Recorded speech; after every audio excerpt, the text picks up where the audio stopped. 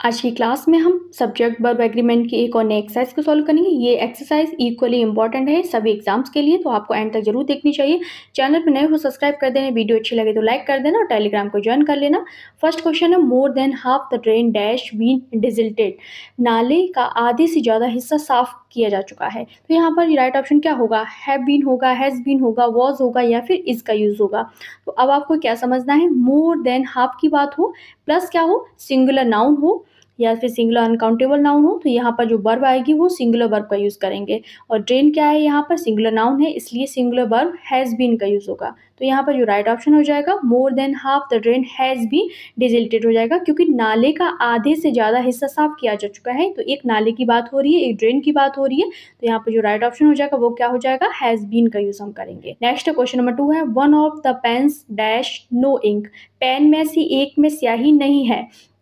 तो यहाँ पर क्या रूल होता है, वन ऑफ द हो प्लस क्या हो, प्लूरल नाउन हो या फिर प्लूरल प्रोनाउन का भी यूज हो सकता है। यहाँ पर प्लूरल नाउन हो, प्लूरल प्रोनाउन हो, तो वहां पर क्या यूज करते हैं, सिंगुलर वर्ब का यूज होता है। तो सब्जेक्ट क्या है, वन है, क्योंकि बात हो रही है पेन में से एक में स्याही नहीं है, एक में इंक नहीं है, तो वन क्या है, सब्जेक्ट है जो इस सेंटेंस का है। तो सब्जेक्ट क्या है, वन है, तो इसलिए हम सिंगुलर वर्ब क्या यूज करेंगे, यहाँ पर हैज का यूज करेंगे। तो राइट ऑप्शन क्या हो जाएगा, one of the pens has no ink हो जाएगा।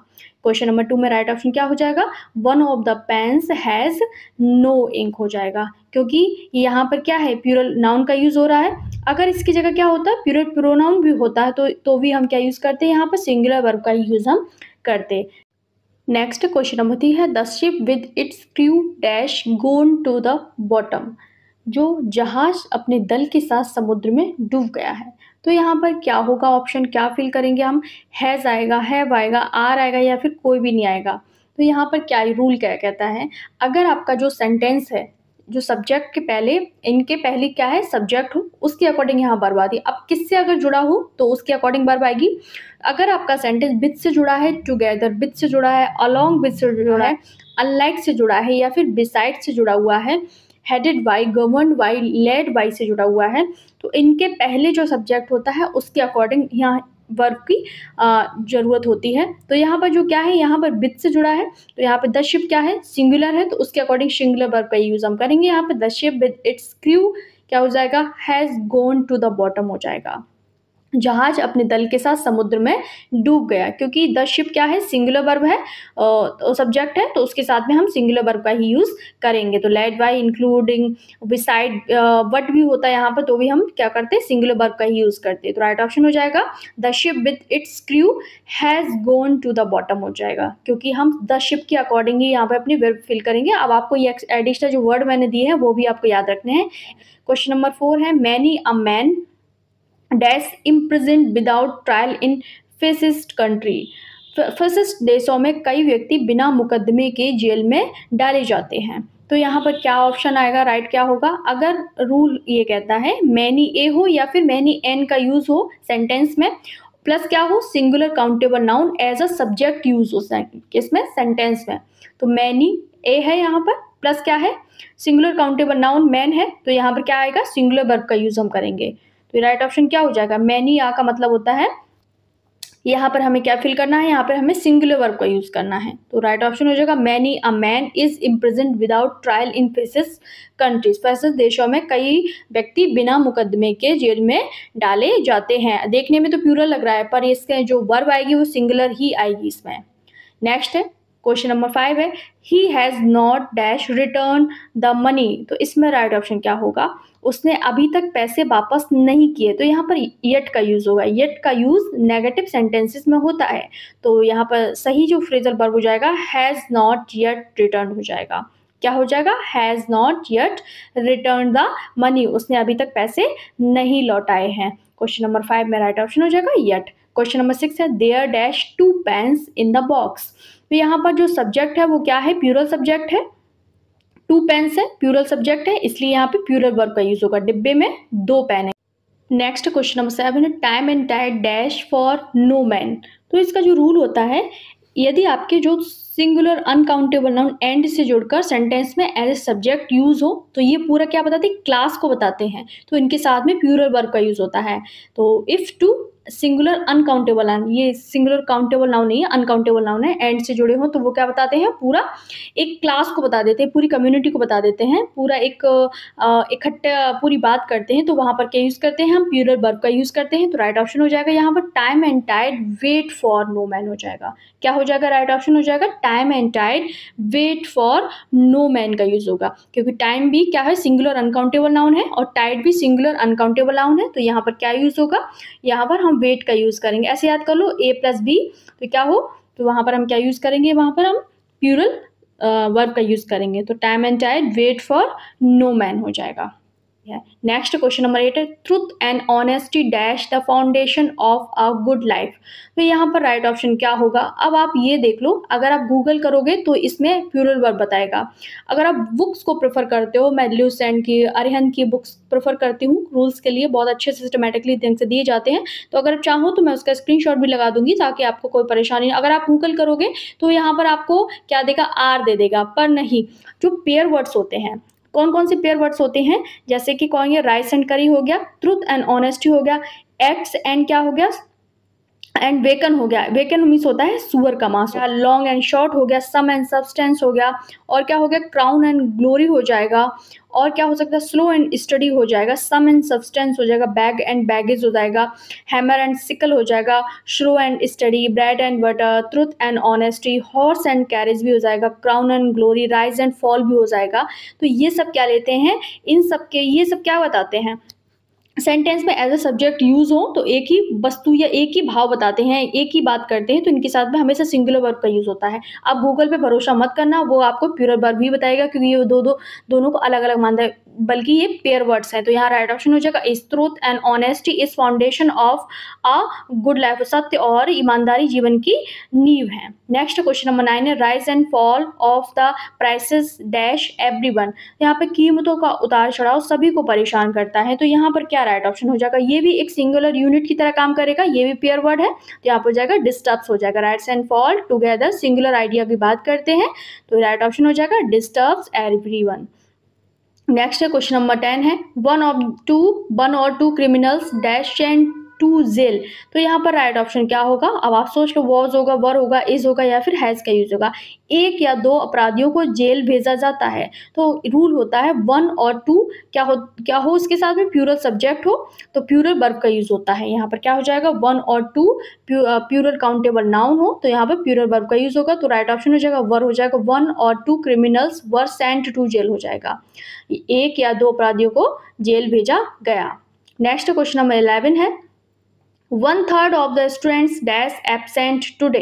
तो यहाँ पर राइट ऑप्शन क्या होगा, अब आप सोच लो, वॉज होगा, वर होगा, इज होगा, या फिर हैज का यूज होगा। 1/3 ऑफ हो प्लस क्या हो, प्लूरल काउंटेबल नाउन हो, तो यहाँ पर प्लूरल वर्ब का ही यूज करेंगे हम। स्टूडेंट्स प्लूरल काउंटेबल नाउन है, इसलिए यहाँ प्लूरल वर्ब यानी वर आएगा। छात्रों का 1/3 हिस्सा आज अनुपस्थित था, तो यहाँ पर क्या होगा, मतलब 1/3 हिस्से में तो काफ़ी बच्चे होंगे ना, तो ऐसे भी समझ लो, हिंदी से भी निकाल के समझ सकते हो आप। तो यहाँ पर वर का यूज हो, 1/3 of the students were absent today हो जाएगा। नेक्स्ट है question number 12, much of the work dash completed before the deadline. तो दिस इज योर होमवर्क, आप लोग को मुझे कमेंट करके बताएंगे। क्वेश्चन नंबर 13 है, all his luggage dash stolen.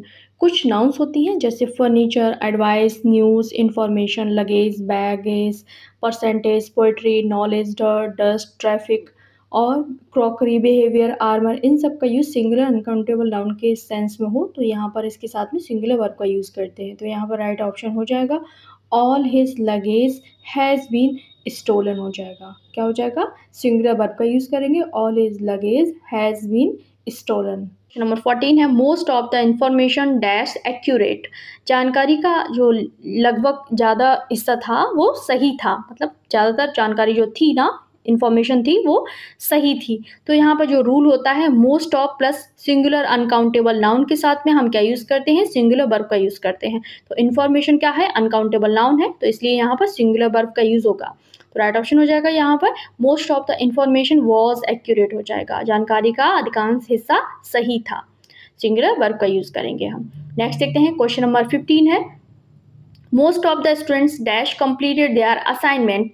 जो लगभग ज़्यादातर छात्रों ने अपने असाइनमेंट को पूरा कर लिया है। तो यहाँ पर जो रूल होता है most of plus plural countable noun हो तो यहाँ पर प्लूरल वर्ब का ही यूज़ हम करेंगे। मोस्ट ऑफ के साथ प्लूरल काउंटेबल नाउन क्या है? स्टूडेंट्स प्लूरल काउंटेबल नाउन है, पीसीएन है, तो यहाँ पर क्या यूज़ हो जाएगा? यहाँ पर हैव का यूज़ होगा। तो राइट ऑप्शन हो जाएगा यहाँ पर क्या होगा?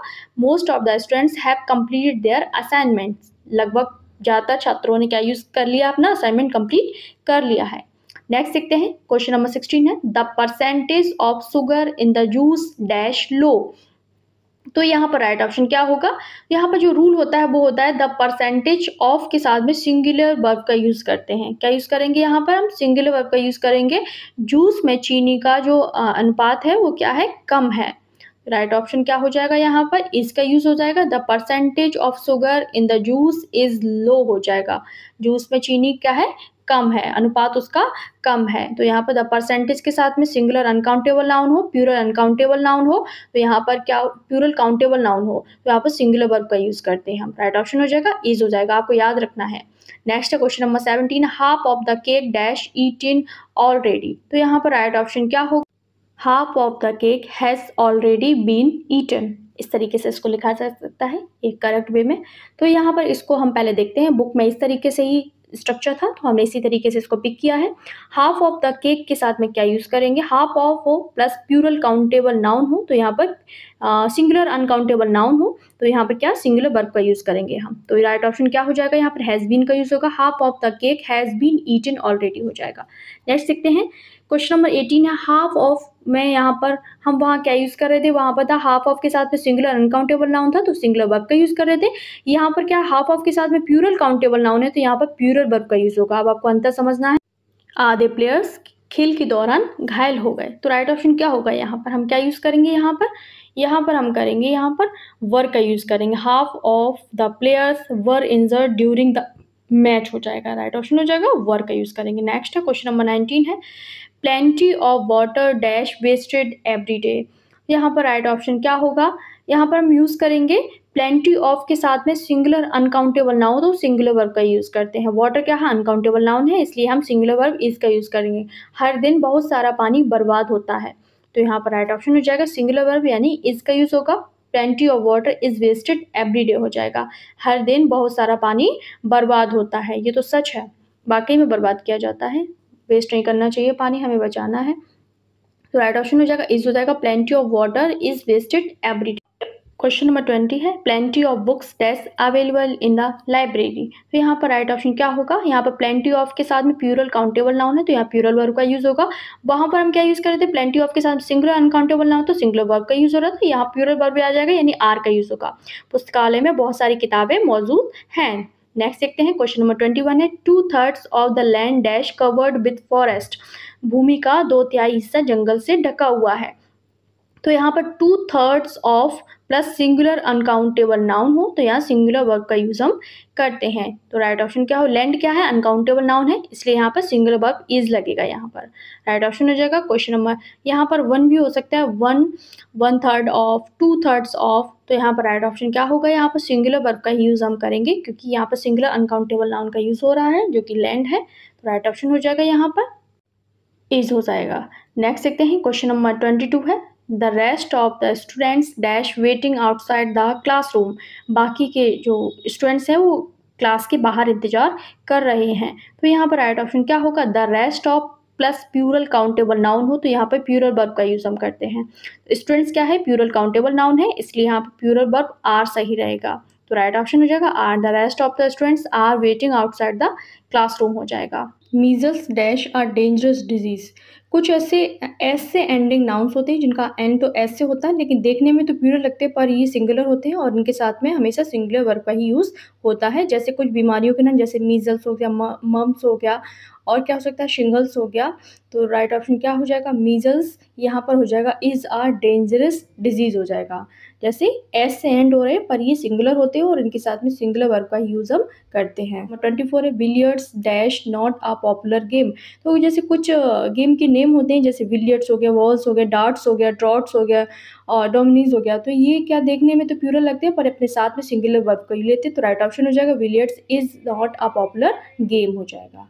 क्वेश्चन नंबर 24 का राइट ऑप्शन हो जाएगा billiards is not a popular game. The percentage of के साथ में क्या यूज़ करेंगे, यहाँ पर हम सिंगुलर वर्ब का यूज़ करेंगे। परसेंटेज सिंगुलर सब्जेक्ट है, इसलिए क्या यूज़ करेंगे, सिंगुलर वर्ब इज आ जाएगा यहाँ पर। तो राइट ऑप्शन क्या हो जाएगा यहाँ पर, the percentage of the marks in this test is higher than last time हो जाएगा। तो राइट ऑप्शन क्या हो जाएगा, इसका रूल भी ये होता है, द परसेंटेज ऑफ हो क्या हो प्लस सिंगुलर अनकाउंटेबल नाउन हो, प्लूरल काउंटेबल नाउन हो तो भी हम क्या यूज़ करते हैं, यहाँ पर सिंगुलर वर्ब का यूज़ करते हैं। तो ये हमारे 25 क्वेश्चन थे। आपने कितना स्कोर किया मुझे कमेंट करके ज़रूर बताना और अपना होमवर्क का आंसर मुझे दे देना। और नेक्स्ट वीडियो में हम किसी अच्छे टॉपिक को डिस्कस करेंगे। लाइक कर देना, शेयर कर देना और टेलीग्राम को ज्वाइन कर लेना, इसका PDF आपको वहीं पर मिलेगा। मिलते हैं आप अगली वीडियो में, तब तक के लिए बाय बाय।